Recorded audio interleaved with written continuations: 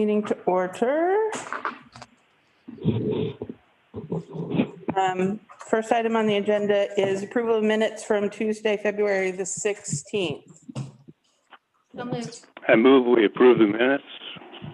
I didn't beat you to it there, Les, but you can second.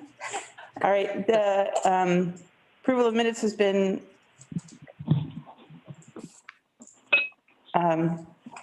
approved and seconded. All in favor? Aye. Hi, this is Doug. Ready? Hi, Doug. Hello. The next item on the agenda is public comment. Did we receive any public comment? I don't think so. All right, anyone Put report? out on the line that wants to make public comments?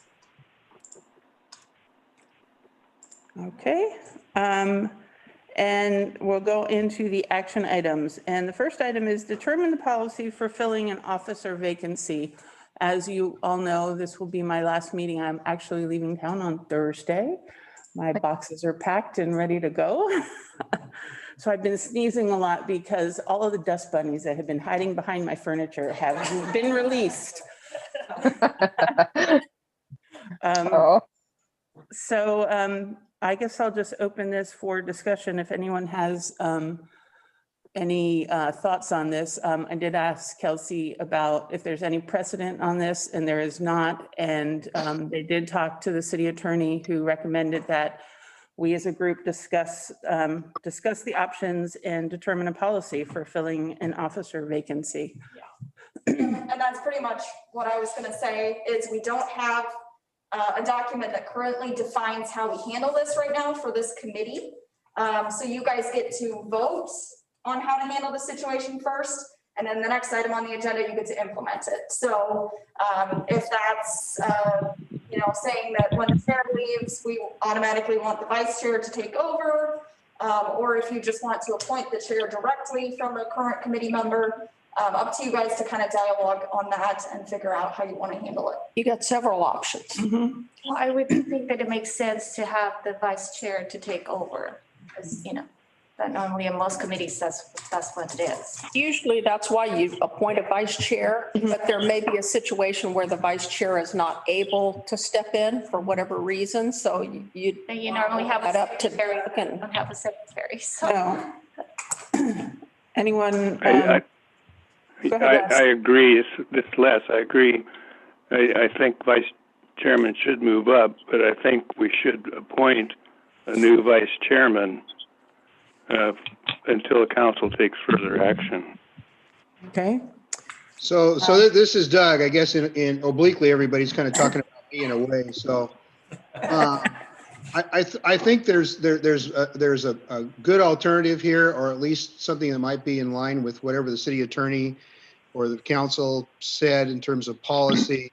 I think the crossroad is that there's what Les suggested, which is the vice chair steps up and becomes chairman. That would be kind of like the president and the vice president of the United States situation. But I think the other alternative is that the vice chair stays vice chair, but serves in the absence or pending the appointment of a chair, which is kind of what I was thinking, particularly since we have obviously the immediate vacancy regarding Carolyn, and I think less time's out sometime this summer. To me, the logic might be, providing the rules allow it, is that the vice chair can serve, in temporary capacity, or in lieu of, or instead of, or in the absence of the chair, but doesn't actually become chair. It's just a temporary fill-in situation. Since we have the situation comes up where we're going to have new members and so forth, and at that time maybe do an official vote or appointment of a new chair. That would be my thoughts. Doug, I agree with that. This is Amber. I was going to say that maybe we do like an interim situation. We appoint either an interim chair or elevate the vice chair to an interim, acting chair that way. I think that that's correct, just given the way that new members are going to come on, and we don't know who's going to come on and who might have more time or capacity. And right, that's my thinking. We just don't know the qualifications, personalities and so forth that are just around the corner here. So I would be a Right. little bit reluctant to do an official chair at this point, but more try to figure out a caretaker role here, which I don't think would be that difficult. I agree with you, Amber. So at what Doug, point? Go ahead, Les. Doug, I have a problem with that in that there's times that you may not be available. And in that case, we need somebody that acts as chairman then. And I think even the appointment of a temporary vice chairman is fine, but I think the vice chair should move up to chairman until committee wants to change that. And there's nothing in the rules that says the committee can't change any time during the year or during the terms. So But you need Doug, 2 people right now. Doug, is there a reason you're not able to move up as the chair, or is your desire to not fulfill that role even on a temporary basis? No, I don't, I have, that's not a concern at all. It's, Okay. I'm just looking down range where, where we're going to have this change in members and fairly quickly over the next, just a few months. And I think they should have whoever they are or as a collective body should have a say as to who the chairman is. And that I assume that would be more difficult if I'm locked into that position. So that's the only reason. How many is a few months? What are we talking? How many members are Until we June. reaching? June, less than that. So you currently have 5 members. So Carolyn creates a vacancy, Correct. which would be filled, and then Les expires in June and he can't rerun. Okay. So you got 2 vacancies that are pretty close to each other. If I understood Doug right, I think he's wanting those 2 new members per se to have some voice in who the chair is.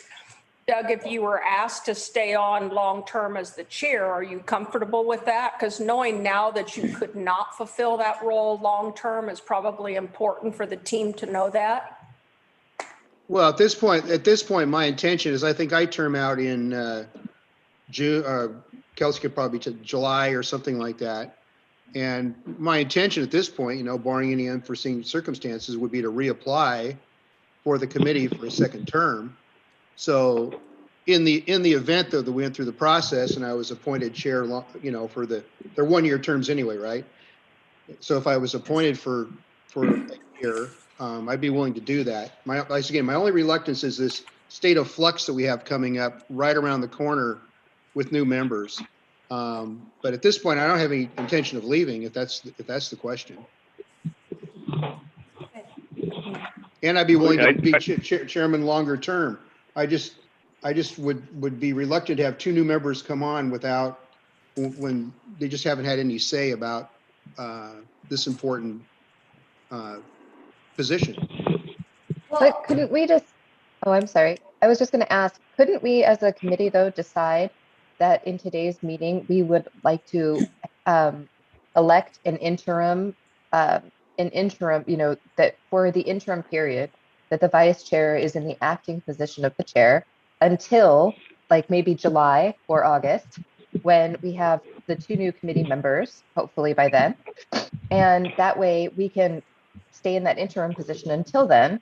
And then, if Doug stays on as, or wants to become acting chair, we could vote and, we could all do that then. Does that seem like a reasonable kind of strategy to get us there? That makes sense. I think if in the, for the time between now and then that we actually elect a vice chair, because somebody did point out that if you had a situation where Doug as an interim chair was not able to participate, then who would be, conducting the meetings at that point? Right.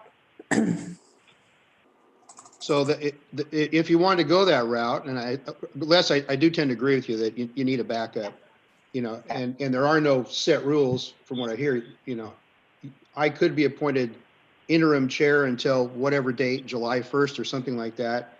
Then we can elect a vice chair and then reconvene the whole question sometime this summer and see how it sorts out. Does that make sense to everybody or not?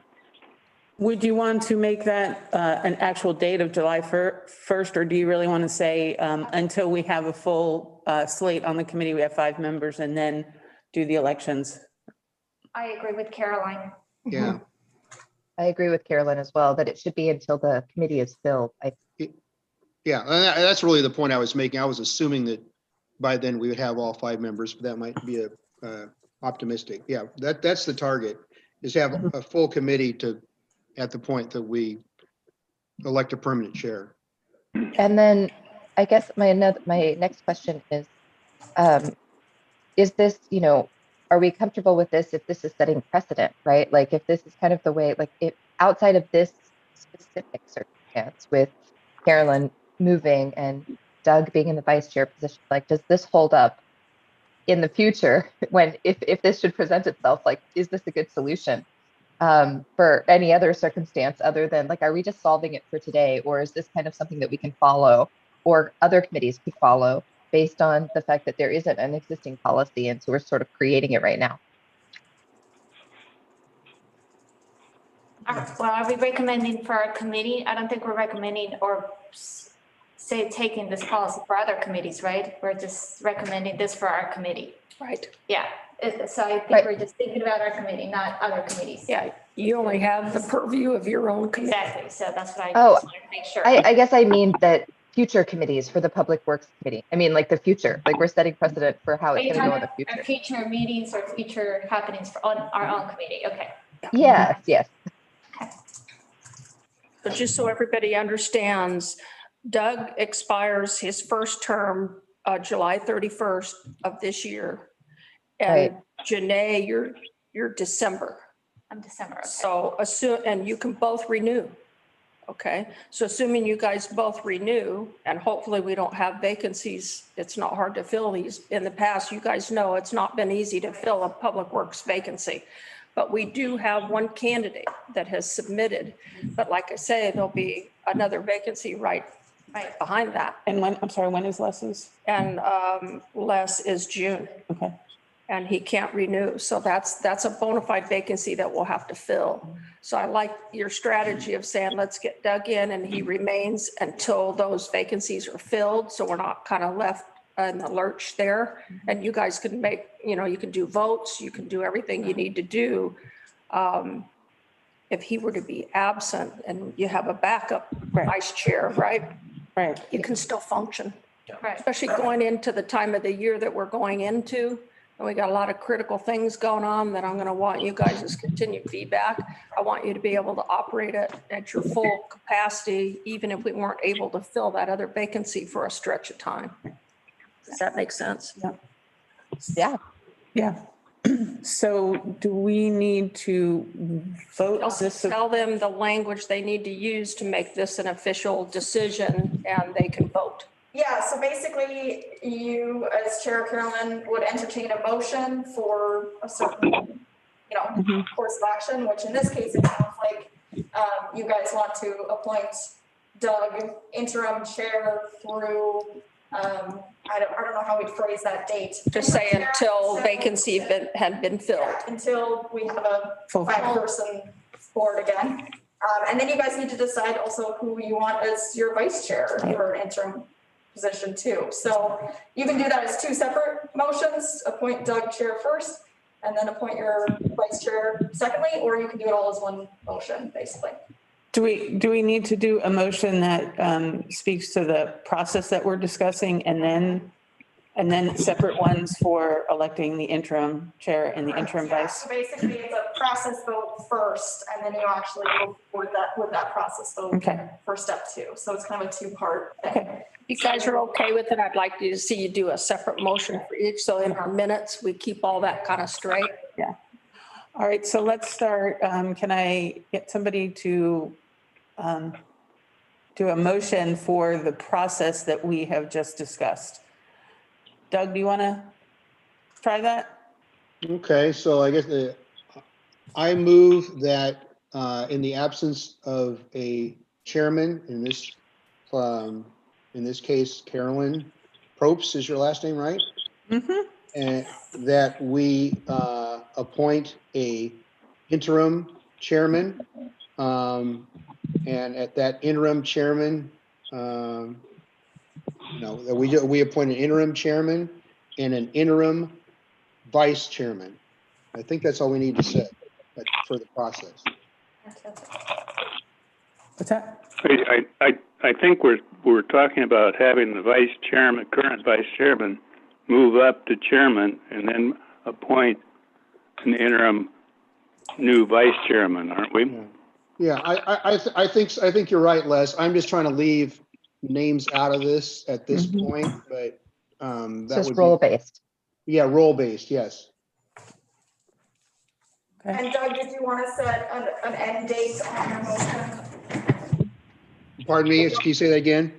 I set an end date on your motion. So you moved that in the absence of a chairperson, the committee appoints an interim chairperson and an interim vice chairperson. Joe's just gonna add. Bill? Until, was there an end date that you wanted on that?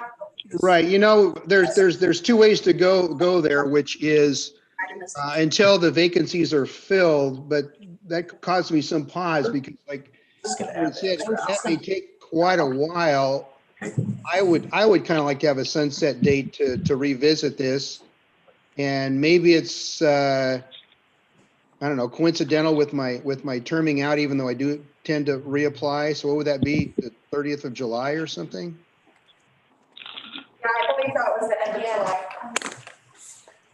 What was that again? I would recommend to do it after though, Okay. at least a month or two after. That's fine. I think we better to put a date on it than a goalpost event such as filling the vacancies, because we could always revisit it at that date and we can renew the situation. So, How about if we put, go ahead. how about if we put like a number of months on it? So we don't tie it specifically to this situation, but, say, 4 months or 6 months or so that it's a more generic Okay. solution. Or, Okay. or what about, I just want to enter something else, another alternative in here. Or what about if the committee has a minimum number of members that like it could be an either or, like for the next 3 months, or at which point the committee has a minimum number of, let's say 5 members, because let's say it takes a while for a position to get filled, right?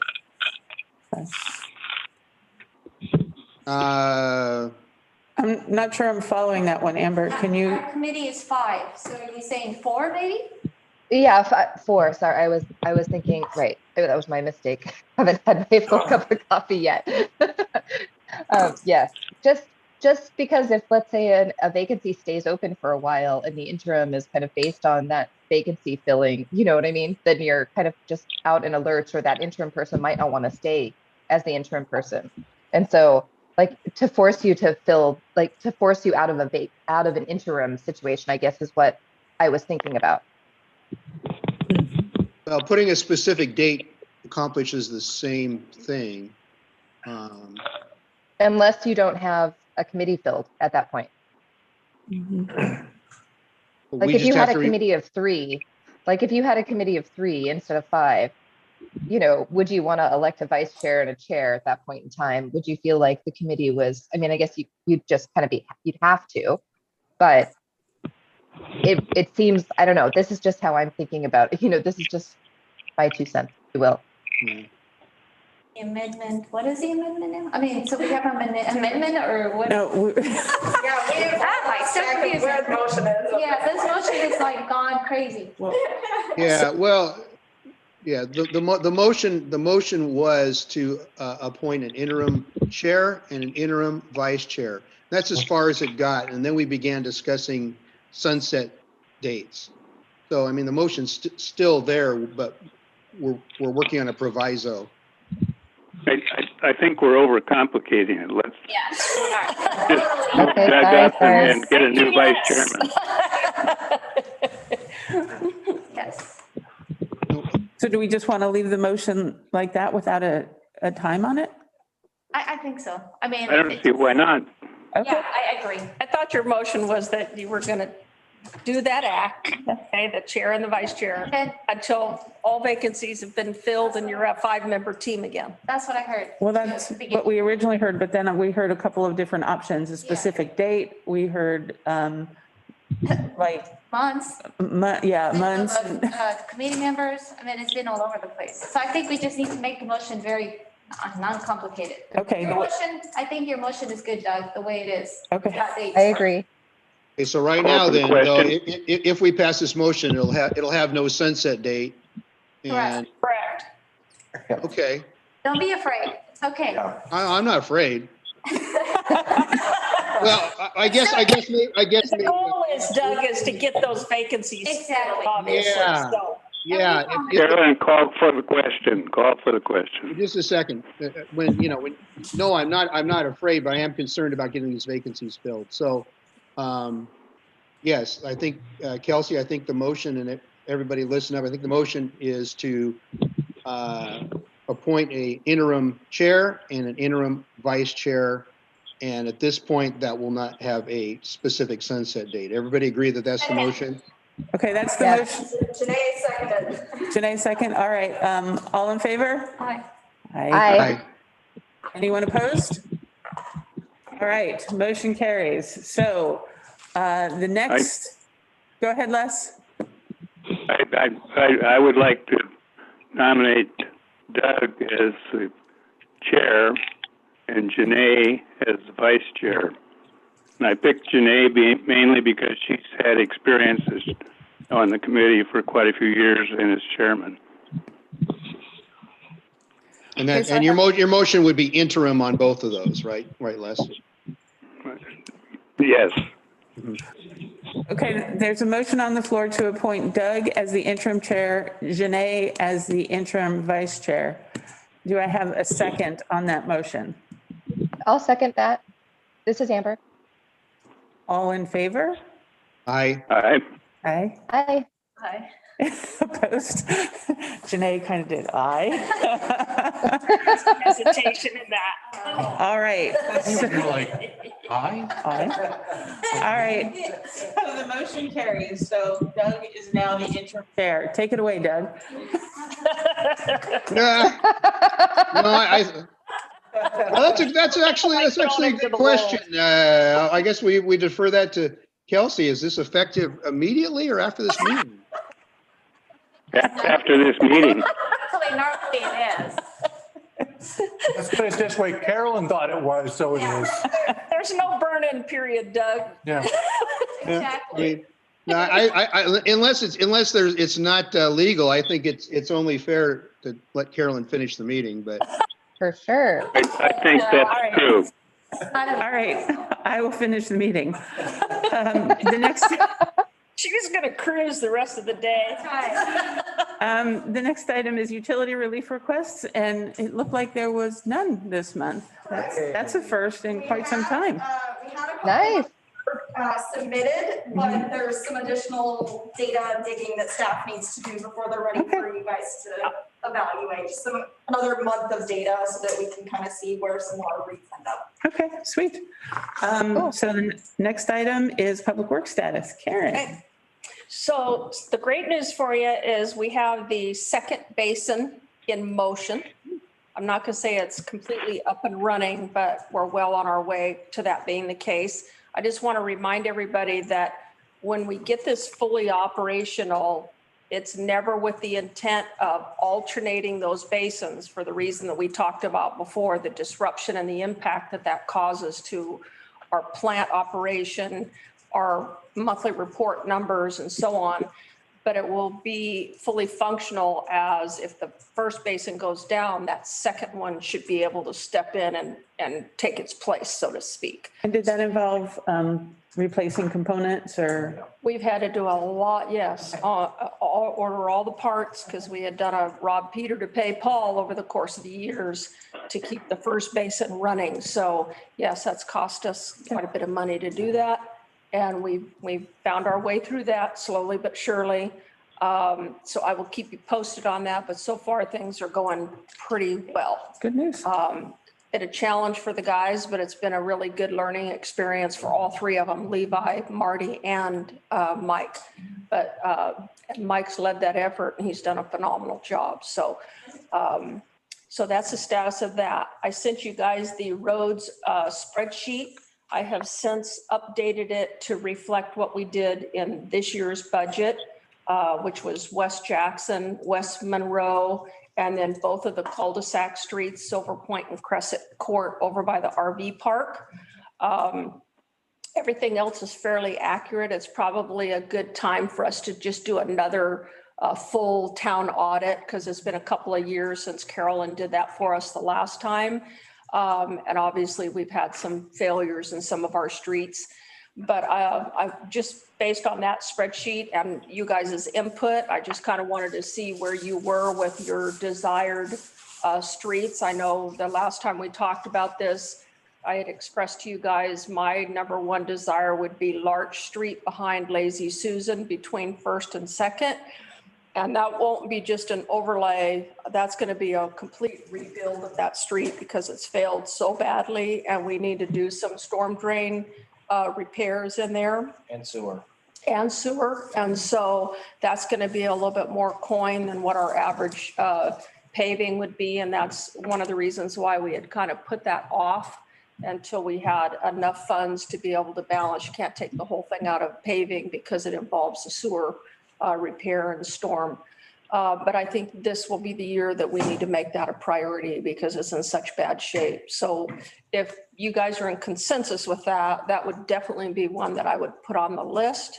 And then I'd like to hear what you guys feel about other streets. Because I have others, but that one is particularly important to me. So I wanted to try to get a consensus from you guys on that street, number one, but then input on the others if you guys have had a chance to look at it. If you do Larch, do you think that would take the entire paving budget for the year? No, not from a paving perspective, because remember, we wouldn't charge the sewer repair and the storm part of that to the paving. But it will be a complete street rebuild. Okay. So it will be quite a bit more. And I haven't gotten the quotes back yet because I want to get all the streets and then send that to the paving companies for all of them to give me their quotes. And so I have a rough estimate of based on what it's cost us in the past to do a rebuild. But I won't know until I get the quotes back. But it should not take our entire paving budget. Okay. It's going to be a good chunk of it. All right, well, let's go around if anyone has inputs based on the spreadsheet that was in the package, I guess. Could you tell, this is Doug, could you tell me based on what Karen is recommending there, what reference number this would be on the chart I'm looking at here?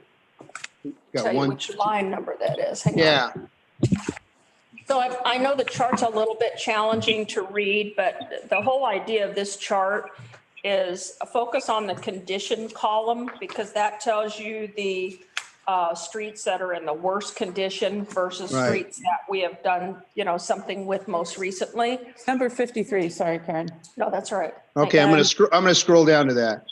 Yeah, so if you go to line 53, that would be Larch between First and Second. Yeah, and the line here goes from First all the way to Oceanfront, so it goes all the way down. But the worst part is, as you noted, is between First and Second. Luckily, the sewer's it's pretty shallow in there, but the whole sewer main, trunk main needs to be replaced. It's been an issue in the past, so. 53, I think you said, that's 900 feet.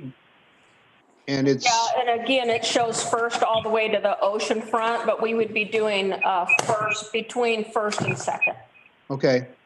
And I don't see anything on condition there. It just needs to be- It's the column that has an F in it. That means it's fair. Oh, got it. Okay.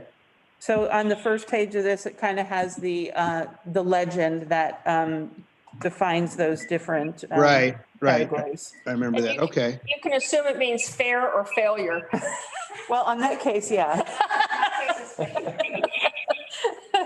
So for measurement wise, we're looking at probably 600 feet To go just to between Second. Second and First Street on North Larch.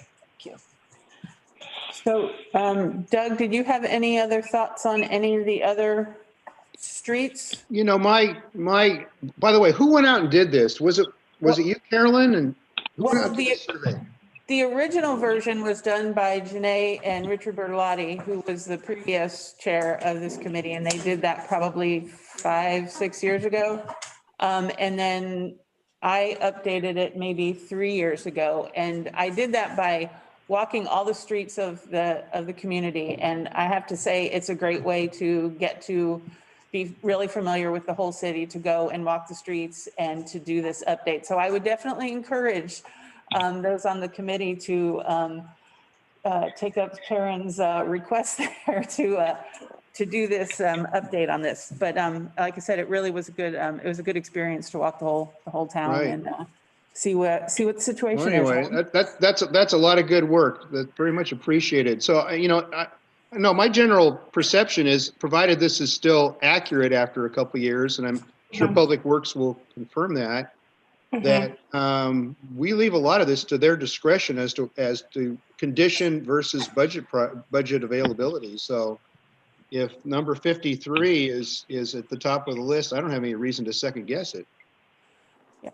Yeah, and I think that's a good point. I think where, you know, staff would like some input is to really go and for somebody to judge the quality of each of those streets, and not necessarily to say, this is the one that we need to fix, but this street is in better condition than this street. And that's kind of what the intent of this spreadsheet is. And I think that's kind of where they would like some input. I think the roads guys probably know, you know, which ones are in better shape than others, but it never hurts to have a second set of eyes to look at what the situation is. Yeah. Well, again, that my perception is if Karen and Trevor think that 53 is at the top of the list, then I think it's at the top of the list. It's a highly traveled street, and so, I track the complaints we get each year on road failures or potholes and stuff like that that are reoccurring, and that is definitely one that I get a lot of feedback on. And when the guys come in and tell me that we have a sinkhole or something happening with the streets, I try to go in and make this condition status updated to the current situation. I'm not really excellent at keeping this thing updated, but since Carolyn did the audit, I've really tried to be more diligent about it because it is tedious to update it as far as a whole audit.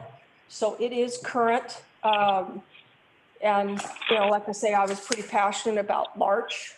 But Carolyn did give me a couple other suggestions, and that was to continue our work over by the RV park with those cul-de-sacs, and that was a desire of ours as well. The challenge with those two streets that are remaining, or I think we have 3 remaining, is the one at the very end is probably the worst condition. And when we start to peel back the condition of those streets, we tend to find surprises like we do out front here on Hemlock. And so that's the only thing that makes me nervous doing one of those at the same time we're doing Larch, because we know Larch is going to take a pretty good chunk of the budget bucket. And if I were to find any surprises over there, it could put me in a bad situation. So instead of 2, we may just do 1. And then I know I should be able to budget, you know, appropriately. That would be the only downside of going after another one of those. The other one Carolyn mentioned and agree, again, I agree, is West Siusla. Really needs it. So I'm going to go ahead and ask for quotes on anything you guys give me. And then once the quotes come back, I can balance that with what I know Larch is going to present to us. Does anyone else, either Amber, Les, or Janae, do you guys have any particular streets? I agree with those streets. Okay. Yeah, completely. My only concern with West Siusla is I agree that it needs to get repaved, but I'd like to see that happen after we do the upgrades to the Yeah, pump station. I was thinking. We're going to be making a mess out there. Yeah. And once we do the pump station upgrades of the new generator building, then we can come through and do that whole section. I thought about It does need to get it's in bad condition. It is pretty bad. Les, did you have something? Yeah, I did. On item 16, North Hemlock, we show EG there, and it's really failed. It's very poor conditions, and Sorry, that which should one, be Les? on a high priority. 16. On Northeast. I didn't hear him. Hemlock and what? He said, He said, On item 16, reference 16, Gotcha. North Hemlock, the condition has failed. And I think we need a plan and schedule for fixing that slide area. Otherwise, it's going to continue. And that's true of item number 22, Ecola Park Road. That's not EG, that's failed. And in both cases, I think we just need the plan and the schedule. If we don't fix that slide, it's going to continue to give us problems. And it is a joint one with the state highway. That I should agree have some with- sort of a plan and a schedule. And it's also one that if there is stimulus money ready for public works projects, which I think that there will be in the new administration, that this should be part of a top priority list for what we'd be applying for funds. You also have on item 30, reference number 30, Ecola Park Road and Fur, which shows a failure, and that should be a higher list than the other ones that we're talking about. So I agree with Les on several things that you point out, Les. The only thing I will remind everybody here is the slide up on Ecola Park Road involves ODOT's ability to be able to address the top originating location of that slide, which is what pushes down to our area that causes the failure in our road. And one of the reasons why we peeled the asphalt off of Hemlock that spurs off of Ecola Park Road is because it was splitting wide open. Water was getting underneath it and it was constantly causing a failure. So just in the time period that Jim Arndt was here, he spent a lot of money just trying to keep that closed up. It was costing us more than it does right now where we peel the asphalt off. We're just managing that gravel road up there and keeping that a firm pack. Much easier to manage, less expensive to manage when you're talking about an area that's actively moving. So unless ODOT receives the same infrastructure money that we potentially would receive, it requires a partnership between the two of us to make that work. Otherwise, we've just wasted our money. And so that would be my reservation. If I could get their commitment to do that, and the schedule, of course, is going to be dependent on either of us getting federal money, then I'm all for that. But I would not put that on as a priority because I'm dependent of them to be able to make that work for us. Otherwise, we've just wasted those funds. Okay. Are you going to fix my car? It's been 5 years that has been in the process, and it's been determined many times that it's really the city's fault that whole slide has occurred because of the work on Hemlock Street 10 years ago. What I'm asking for is when is it going to be done? And you had complaints from all the neighbors, and that road has continuous traffic on it all the time, and it's just no end in sight. 5 years it's been. And nothing's been done. And here it says that it's in an okay condition, and that's not right. Well, the Ecola Park Road, it's saying north of East 5th to the city limit. Where is the city limit? Is it past? It's 9th Street, 9th Street. 9th Street. I didn't think it was that far up. Well, it probably does. It probably hugs the road and goes up to 9th. And I mean, we have that here as the road quality and is good. But we know that. Well, the main one is the North Hemlock is still not fixed. Yeah. It's just like on the S curves by Haystack Rock that was sliding all the time. We kept putting more asphalt on it than repairing it all the time. but it takes the under draining of the slide down below. And we didn't have that problem until the city put in Hemlock Street. And then we've had the problem, and I still can't figure out what the drainage system is there. But what I'm asking is, give us some idea on the schedule and a plan, other than it just might occur maybe in the year 3000. Well, let's, Five, 6 months waiting for repairs that both the city and the state agreed 5 years ago that needed to be made. Nothing's been done. And here it shows it's an EG class, which is an okay class, and that's just not right.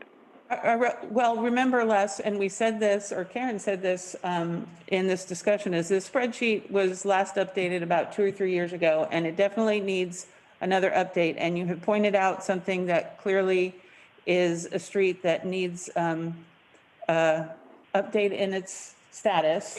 And I think that one probably also needs some sort of notation that that street is not completely in the city's purview, because that is a street that, we're talking Acola Park Road, that is managed by ODOT. And as such, the city only has. No, it's a joint, Carolyn, No. it's a joint, the city signed an agreement that there would be a joint approach on the one, and the city has the say in what's going on there. Les, I believe you've brought that up before, and I think Karen has responded to that agreement was for emergency purposes only, and that the city was not going to accept responsibility for a street that is ODOT's responsibility. And that I'm talking about Hemlock. Hemlock is the city street. You just switched from Acola Park Road to Hemlock, so I don't know where to go with that one, so. So if I can give you an update on Hemlock, we just spent quite a bit of money putting another large drain in to try to capture as much water coming off of that slide area as we can, directing it down across Acola Park Road and over the ravine where it should be. We also work with ODOT in their right of way to improve the drain system along there to capture more water that is not tied into the drain we just put in. So we have 2 brand new outlets that are capturing water. The local builder and one of our local excavators are meeting with the people that bought that home at the very end of Hemlock. And we're talking about that driveway and some options that they may have to abandon that driveway and create a driveway on the lower side of their house. I don't know if they'll agree to that. We're hoping they will, because if they do, that will give us another opportunity to stabilize that hillside and cars quit driving up that steep driveway, making that turn, which is what pushes that road erosion even more. As long as that exists, we have no control over it. It's their desire to design their driveway however they want, and we have to help maintain that as it joins from our public street to their private driveway. Hopefully, if they abandon it, it will make that road much better than it is now, because the use will be very different. So what I'm hearing is that there is work being done up there to try to alleviate the issues that are happening on Hemlock. And at this point, it's going to take some time to determine if those measures have resolved or lessened the issue. So it sounds like we are making. I work with ODOT every year to see what funds they've been given for those roads up there. Acola Park Road, all even up further into the park that affects us. And they've told me that based on last year's rain and the spring rain this year, that they have so many roads sliding all up and down this coast that this is so minuscule compared to everything else that they're chasing right now, that they don't want to minimize it, but they're just telling me they only have so much money and they have to prioritize just like we do. So they're really good about communicating with me, working with me, and doing the best that they can, just like we are. But I have no authority to push them to do anything any differently than they are currently doing it. Okay. Thank you, Karen. Amber, did you?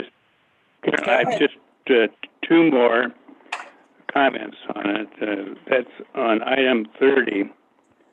That shows a failed condition, and it needs patching. And I think where we've got a failed condition, we ought to put that on the schedule somewhere. It's true. It's true of the same thing on item 37. We're saying that it's an EG. It's really a poor condition, and you got cracks. And when we say, like in this one where we have lane cracks and such, if we have those cracks in there, the water seeps down into the underside and really is a bad condition. In both of those, if there's a failure, it seems like it ought to be on your list. All right, wait a second, Les. First of all, F stands for fair and not failure. So those are roads that are in the worst condition in town. It doesn't mean that they failed. When this evaluation was done, they were in fair condition. Right. And I will agree that there are some roads that have definitely degraded from the condition that is listed in the spreadsheet, which is why another round of updates would be very beneficial to staff to help make these decisions. I do want to remind everybody, this is not just about paving. I don't put new asphalt over something that requires sewer main rebuilds or repairs, or our water lines that we have on the agenda to address. I don't put new asphalt over those areas. Even if the asphalt is failing today, I'll patch or limp it along until we have the budget money to do the rebuild of our infrastructure. It doesn't make sense. So you can't look at this spreadsheet just on face value of putting asphalt down. I'd ask you to please listen to my input on the infrastructure that lies underneath that. And that includes storm. So. And I think that's probably the case with Hello? Fifth, Queen Fir, and Ecola Park Road, because that is a. I mean, it may be worthy of me adding a column on here that indicates if this is on the schedule for infrastructure. I think a good idea. Addressing, and then it would help you understand why something's in an F status and it hasn't been addressed. It takes more money than just asphalt. That's a good idea, Karen. That's a great idea. Can I just say that I think that there's, and maybe two columns, Karen, I really like that, what you just said, but I also think that maybe another column for roads that exist within Cannon Beach that are partnership, so that so that we have anybody who's looking at this spreadsheet can see like, oh, okay, maybe that road's in terrible condition, but it's not just on Cannon Beach to take action on it. And, so it's like easy to look at, oh, that's an ODOT issue, or that, or that's an Oregon State Parks issue, or whatever, who else is the partner, so that it would be easy to see like, okay, so maybe we are in kind of a stalemate until we can get the partner to work with us. Is that only Ecola Park Road, or is there other? Are there others? Like what about, the Mo's, like getting into Mo's and, that Private property. Tolovana Yeah. State Park and. That's Warren Way. We own that road. That's a plotted Warren Way road that runs through there. But, Mo's parking lot, parking area, that's their Right. private Okay. property. Yeah. What I didn't about know like if it the shared with us. entries into the city, like That's ODOT. like the southern entrance into the city, that first, I don't know how many feet. That's ODOT. And I assume that's the same on the north end. Almost till you get down to that first stop sign. That's on the north side, but what about on the south side? Well, where the old cannon was and where the Yeah. sign used to be, that whole section there is all there. ODOT. So just before you get to the bend where the stop sign is, I think is where our property So- line, and you can look at Geomos real quick.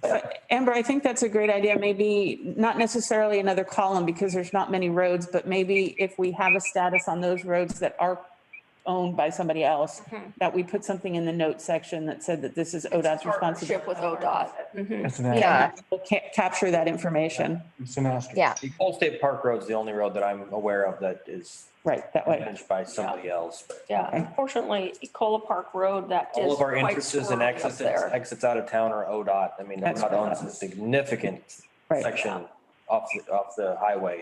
ODOT, and there are certain aspects of the right of way, like at 8th, where state parks controls. Right. And so it Yeah. becomes even more complicated. Right. So, Okay, well, at least some sort of note to say that these particular sections have special, Yeah, conditions. Complexity. they're special. Exactly. They're special. Karen, the other two Well, that, one last thing, that Ecola Park Road is the only access that the north end has. I And we've understand, probably Les. got 100 people up there. And they were annexed as part of the city, and I think should be treated the same way you would treat anybody in Ecola Park or in Tolovana Park or anything. We don't have a second access to that area. It's just Ecola Park Road. Understand, Les. We get it. Yeah, we get it. So Les, when your time expires from the Public Works Committee, I'd invite you to get involved with the ODOT's committees, and maybe you could make some influence there to partner with us to address some of those things. Maybe you can make better headway than I have. Good idea. All right, thank you, Les. Well, I'll give you another petition, okay. All right. Karen, the other two that I noticed that if, you don't want to do Siusla because there's other work going on, East Harrison is in pretty bad shape. And then East Monroe from Spruce East Okay. is, of the ones in the presidential areas, I think Right. those two are the ones that are You said in the East, worst condition. East Monroe Okay. from where? From Spruce East to the end. Yeah. Okay. All right. Without So any Karen, infrastructure. are you getting what you wanted in terms of priorities and then coming back with bids in relation to your budget? You mean outside the ass chewing? Yeah, I'm getting what I want. She's getting everything she's asked for and more. Okay, all right, I'm getting more than I wanted, Doug. okay. I think, Are we all in agreements that Larch Street between Yeah. First and Second is priority? I think that's what I was just gonna say. I think we're all in that agreement. There's a lot of unknowns there that we're gonna have to Right, hash out. right. Okay? All right. But I'll go ahead and get bids and quotes for all those, just so I kind of see where I am at from a budget perspective. But we also understand that if you did some of the courts off of Elkland, that's a big question mark in terms of Yeah, I'll cost. put them on there to get a quote. And again, it's good to have those quotes. So if we do get infrastructure dollars, then I have those queued up, then I can pull the trigger on those. So, okay, All right, Have your word. thanks, guys. all right. So that actually covered the public works status and the road condition status all in one, Double whammy. double whammy. So In there, beat that horse. the last item on here is utility relief request, or did you have something else under public works status? No, it was basically the two that we were talking about that we just wanted a little bit more update. And then secondly, when we complete the meter module change out, the project, I'd like to ask the Public Works Committee to start looking at that ordinance right now. And I'd like to take suggested language to the council that we look at the leak requests differently now that the modules are in place and every customer has the ability to monitor their usage and their leak status. And the reason I say that is if we stay true to our goal to push conservation, which is part of our water management conservation plan that we have to submit every 5 years. We got a lot of credit on the one that we just updated this year for doing this project. And so I have committed that in the next 5 years, when that comes back around for renewal, that we can show even greater conservation of our current water situation. We were able to show that easily this year because we had the leak company come twice, almost back to back, measuring those 2 years to see, do we do it every year? Do we do it every 2 years or once every 3 years, And so I think by tightening the leak requests and how lenient we are to give someone credit by putting the ownership on the customer to be able to monitor that, because now they have the tools to do so, would be prudent for us to do that. That's the next step for us to say, that's our next level of commitment to water conservation. We don't let somebody have a leak that runs for 30 days before they do something about it. They have the ability to see it the first 24 hours that it's happening. And maybe it takes them 48 hours to get a plumber over there, but within 72 hours, they have addressed that leak, not 30 days. So input, thoughts from you guys, how you feel about that, but that's what I'd like to see happen. I'd like to be able to take some revised language to the council and make that recommendation. So the information that's in the package this month is the current utility relief It is. request and the current ordinance. Yep, that's the current ordinance and the wording. Okay. And I'd just like to tighten that up with the spirit of, you know, we made this investment, putting all these meter modules out there. The customers have the tools, and I realize there's going to be a small part of our community that's not savvy with that type of stuff. And we're still here to support that. Daryl will still make those calls and say, you're on the leak list. And, you know, Kelsey and I we have a concerted effort where we send a reminder communication letter to everybody that's had the module changed out and say, hey, don't forget to sign up for your ion water. If you need help, here's a number you can call. Here's a tutorial sheet on how you get yourself set up. And so we've seen a bump in how many people are signing up as a result of that. But we're right on par with where Hermiston was when they did this exact same meter change out, module change out. They did this program already a couple years ago, and they were running about a 30% sign up rate. And I want to be able to try to get us to at least 50%. Are we at 30 or around that? Above that, just above that right now. And so I'm thinking that as of today, we're about halfway through our project.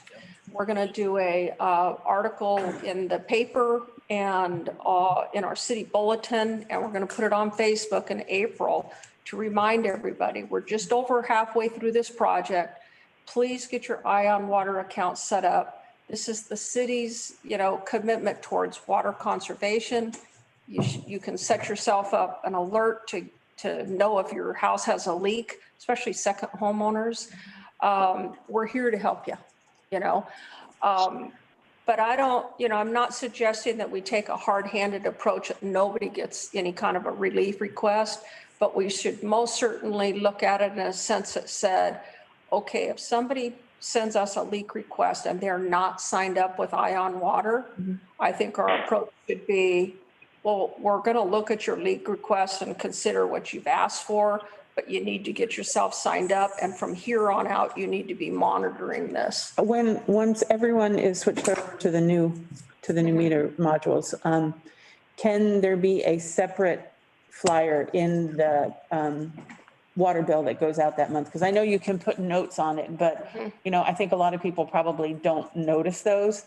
But if we could put an insert in some bright color, that kind of, you know, is like, hey, what's this? And so that kind of be the point where you switch over to this new policy once everyone has that obvious piece of paper in their bill. So Like Go ahead, Doug.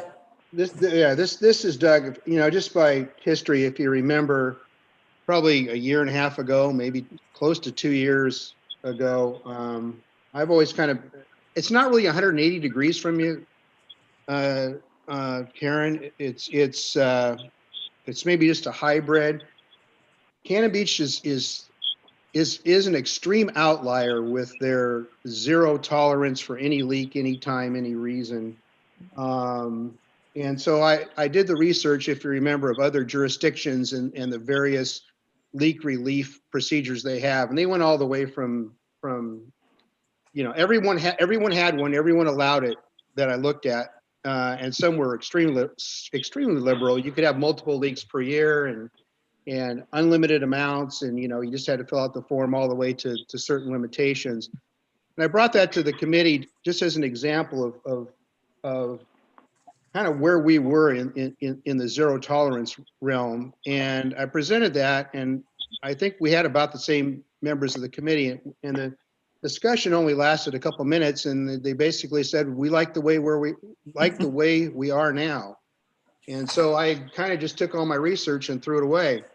But I do agree with you, Karen, that conservation is important, especially if it is a prerequisite to demonstrating to the authorities that hold the purses that we're making these efforts. But I'd ask everyone to consider that first thing, that we are an outlier in our zero tolerance, and also some things that have maybe changed since I brought that to the committee. The first one is we're about to double rates in the next not too long. So these folks that have leaks and are being charged, we're gonna be seeing some, I suspect, some pretty large dollar numbers. And then we're going to get into this whole, is there compassionate relief? Are there special circumstances? And I really don't want to do that. I would rather have a set standard. The other thing is, and I know this may be a little bit out there, but we did just get a report from the engineers, correct? That Cannon Beach has an abundant supply of water till 2040 or something like that, even with growth. So these small residential leaks, I really don't think are going to have much of an effect on the water supply. And the last thing, I think we're of sort of the same mind. I think the ion water changes the game, but I'm leaning towards trying to figure out a way to use it as a carrot rather than a stick. And I'm just brainstorming here, but if you have ion water and you can check every so often or get leak alerts, if we were to set up a standard, I assume that either Daryl or Daniel could say, an average residential leak over 3 days results in X amount of gallons.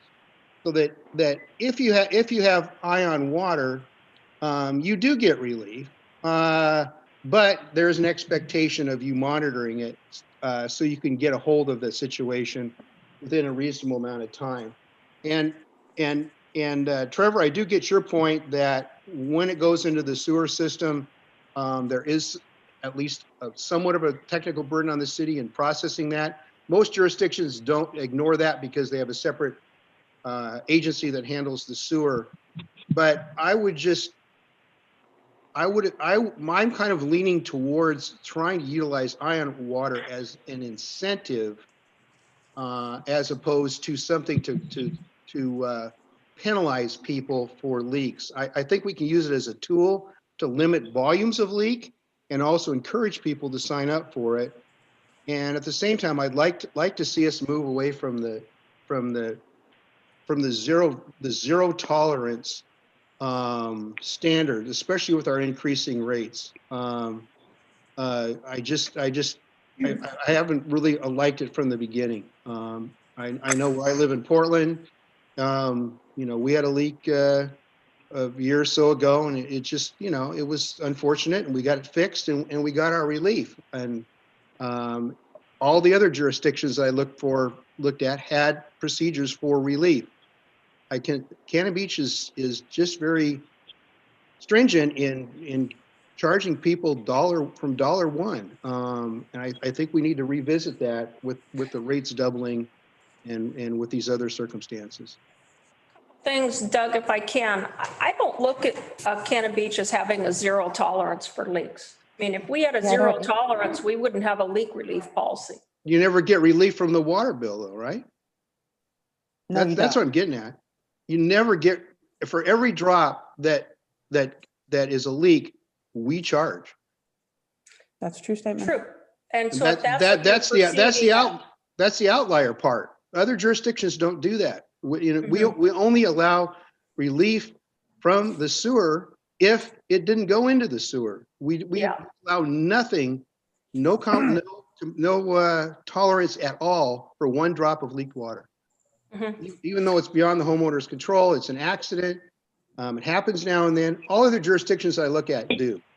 And I'm just trying to figure out a way where we can use ion water as a standard setter, but at the same time, with these increased rates coming, give the homeowners some sort of relief from their water bills if these circumstances occur.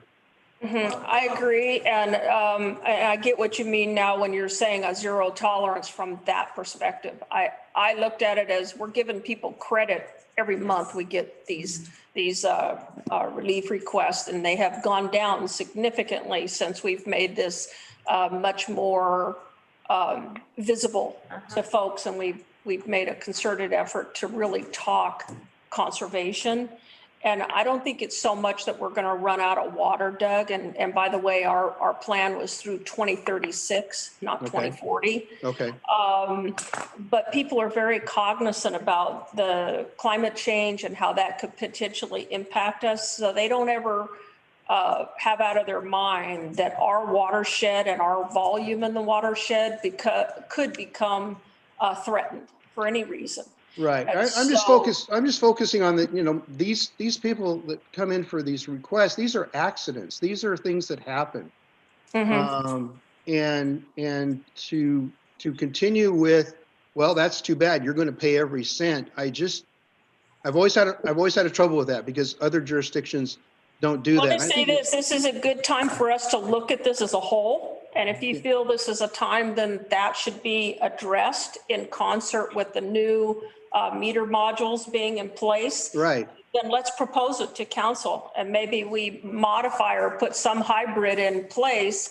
And maybe we establish a time frame that we feel is reasonable for someone to be able to address their leak. Right. Most plumbers can get out to your place within 72 hours, even when they're at their craziest, busiest time. And so if you want to set some threshold in the language that says, the expectation would be that they get their leak repaired within that time frame, I'm good with that. Anything and everything I think we should put on the table and look at it. And Doug, if you want to readdress the fact that we're one of the unusual municipalities that charge the way we do and modify that, but yet tighten it up on the other end about how far, what is reasonable for a leak to continue to run before it's dealt with, right? Right. Because, like many jurisdictions put a volume cap on it. It's like, no, this isn't a get out of jail free card.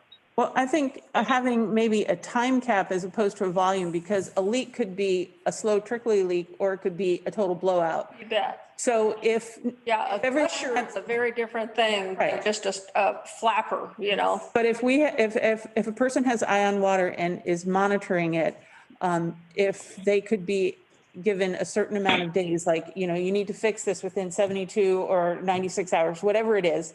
And if they address it within that time frame, then we could relieve them from the cost of that water since they acted on it so quickly because we have this new tool. But if they choose to let it go, then we would not grant them a relief for the water portion. Of That's the carrot instead of the stick that I was referring to. Yeah. Right. I think that's And I'm sorry, but we go back to what exactly the beginning you started saying. What was it, 15 minutes ago? You started with that. Thank you. So thank you very much. Thank you. So good job.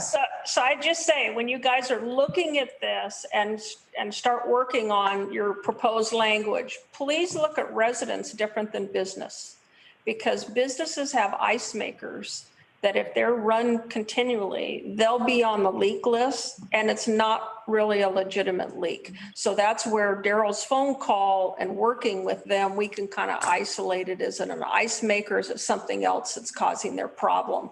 So we would want to look at those independently of each other, because it's not uncommon that we have some of our businesses on the leak list for an extended period of time, and he's got to work with them month over month over month to see, is it an ice maker? Or is it somewhere out in their landscaping? Is it toilet flappers? If it's a hotel, whatever. I'd like to encourage the hotels to check their toilet flappers every year when they're checking their smoke detectors and all those kind of things. Get people on a routine where they're more aware of this, especially people that have rentals, that they are not checking these things. Those are the folks that typically end up on the leak list for an extended period of time. So is the intent for the module replacement to be completed by June? We're supposed to do it within 1 year of the project start date so that we're not paying the interest on that loan back before we're going to. It sounds like there might be multiple meeting conversations on this to nail down what. That's really what I had in mind. And just by chance, I was working with my computer at home the other day, and I think I can find it again, buried on some file in some disk. I found my research again, and I can bring that back, and we can have just an open-ended discussion on this. And I didn't expect any decision today, but I would say that if we were able to take proposed language to council by the fall, Okay. would be great, because the project is a 12-month project, and we wouldn't want to do it the very day we complete the project. I mean, we want to give people a decent grace period and give them a chance to get signed up on Ion Water, and then go forth with language to the council and say, here's what we feel. And I'd like to echo, say that I agree with Doug, because, well, where I was before, we had 70% second homeowners, and we had a similar problem. We had the person that, like the finance person, that when somebody called in and said, hey, I've got this leak, they were allowed to go ahead and waive any fees or whatever, to be able to do that. And that was a very positive experience with the city. I've seen a couple of instances here where somebody appealed to Public Works and your hands are tied. It went to the council and the people were appealing, and the council's up here saying, I really feel so bad. I want to pay your bill for you, but my hands are tied. Right. It's like, maybe there's something wrong with the way that we're doing it. So I think that we're turning it into again, when we're talking about the stick, we have people coming in and the counselors are saying, I don't like this. I can't, my hands are tied. I'll pay your bill. And so I think that we do have a problem, and I appreciate Doug pointing it out. So Doug, if you're in agreement, should we make that the primary item of discussion for next month to get the discussion moving? yeah, I think, assuming I can find it again on my computer, and I think I can, I could at least come up with something next month for just an open discussion. Here's what other jurisdictions do. Here's some scenarios. And I don't know, maybe from a public works perspective, some of the things we're looking at here. Again, I'd like to have I would like to have some sort of either time cap and or volume cap, both. And so I don't know if Daniel or Daryl can, I don't know what a 72-hour leak, common residential leak would be, but just so we know. I'll get some averages for you guys. Yeah. Sounds good. And Bruce, I would like to get more information about what you guys did, because that's actually what I am looking at. That sounds like the best scenario for, that we should consider. So, To let staff. yeah, I mean, Make that. this is a lot of stuff, and I think a lot of times it happens because we as committee members, we want to not make policy, but we want to be like on top of everything. And I don't agree with that, because that's why we have staff and people that are being paid for those jobs. So I would love to see that. And thank you. And there was another part to it, is that you didn't get to make that claim again for 2 years. Exactly. So if you're going to use it now, Yeah. that's fine. Put it in the system 2 years before this will happen again. So make sure you're, Thank you. and they had to show that they brought in something that the leak was fixed from a plumber. Thank you for bringing that up. Yeah. I think Sounds like- there's been a couple of humanitarian situations that came up that we would have loved to have had the authority to say, Yes, we're gonna absorb this. I'm excited You know, about that. Yeah. do it. And one of the things I like is that it was done at the front desk Yes. Exactly. without having to go through all the way to council. Yep. Sounds good. Thank you. Cool. Okay. All right. I think that's the last thing on the agenda, right? Am I right? How about good of the order? I'm sorry. Good of the order. Anyone for good of the order? So good of the order, I'd like to start off by just saying, Carolyn, your contribution to this team specifically has been significant. Huge. And your help to staff, especially me and my team, has been significant. And it's going to be greatly missed. I was on the North Coast Watershed Council Oh, call last night, and they missed you, and they were expressing how much they were going to miss you. So it's pretty much universal all the way around. I don't know if I've encountered one person that's heard the news that you're leaving that hasn't said the same thing. So I hope you know the gap you're leaving behind. That you Okay. stay in touch with us. I will. I'll stay in touch. I'll come back. And so we have some goodies out here and a present from Public Works staff to say thank you. Thank you. Yeah, Carolyn, you will be missed. The one thing that I've learned over many years is there's people that just talk, and there's people that walk the talk, and you're you're a walk the talker. You know every nut, bolt, screw, every location in the city, right down to the minutia. And that's not easy. That takes hard work. That's walking the talk, and that's gonna be missed. So good luck on wherever you're going and whatever you're doing, because you're going to be successful because you're one of those people that not scared to do the hard work, and that's always admired. Not just the knowledge, but taking the knowledge and actually being helpful with that knowledge. Yeah, right. I think one of the biggest accolades you can give somebody is, and I want to do that with you, is that you really made a difference. Yes. Yeah. A lot of people just take up space. Right. Yeah. You made a difference, and thank you. Well, I'm glad that I made Utility it. rate model says it all. That was a beast of a project. Hey, but it was, sounds weird, but it was enjoyable for me because, I like my spreadsheets and, whatever. Yeah. That's why we love you so much. We hate that stuff and you loved it. So it was a match made in heaven. As a matter of fact, back in the day, we probably would have wrapped your gift in green bars. Oh, the green, yeah. Don't expect any detailed spreadsheets from me. I'm sorry. Well, I thank you all. I've really enjoyed working on the Public Works Committee and providing support to the community that I really enjoy. So it was an act of faith and love to add to the community. And it's with mixed emotions that I'm leaving, but all my family is in Florida now, and I just feel like it's where I need to be right now. So I am moving to Jacksonville, Florida, where both my niece and nephew live, and then the rest of my family is in South Florida. So that's where I'll be. But Spending time on 95. So we'll know where to find you. you'll know where to find me. And before I was a resident of Cannon Beach, I would visit either once or twice a year as a visitor. And I probably will go back to that mode and I will return as a visitor and maybe I'll show up at one of your Public Works I was gonna say, third Tuesday, whatever it is. third Tuesday of the month. Yeah. June, July, and August, when you're sweating your brains out, Yeah, really. my guest room will be open for you. Got it.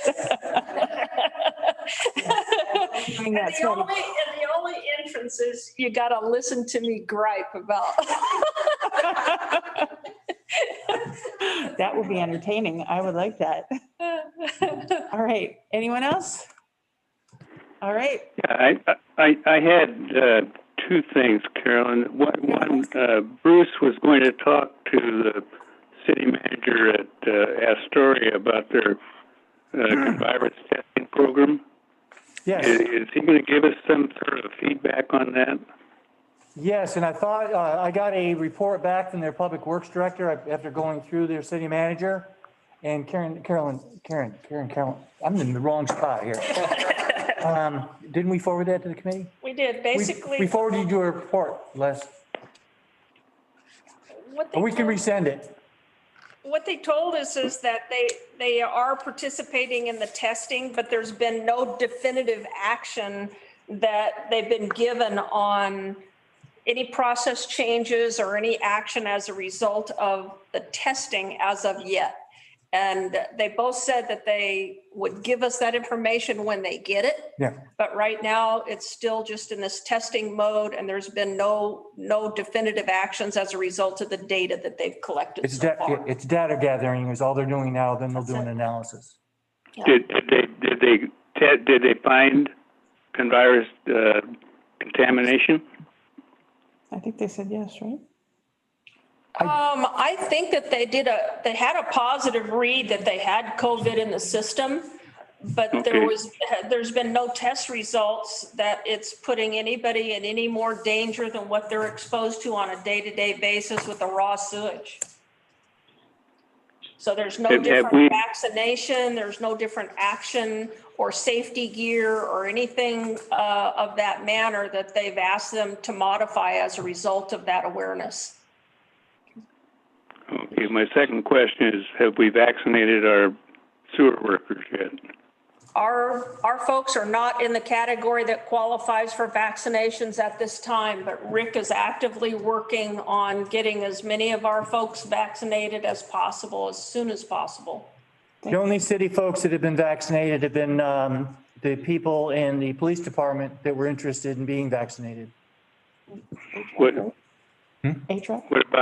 what about city staff or city council, mayor?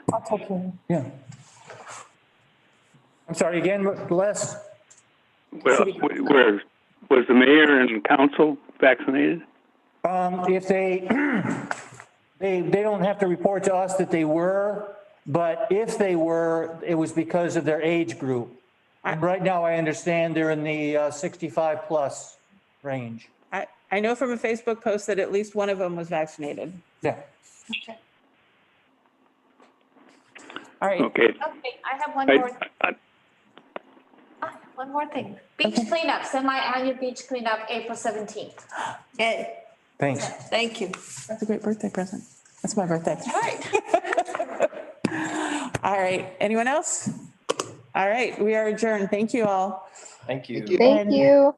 Don't go anywhere yet. Don't be aggressive. Okay. Here, you have to open this, on a practical person.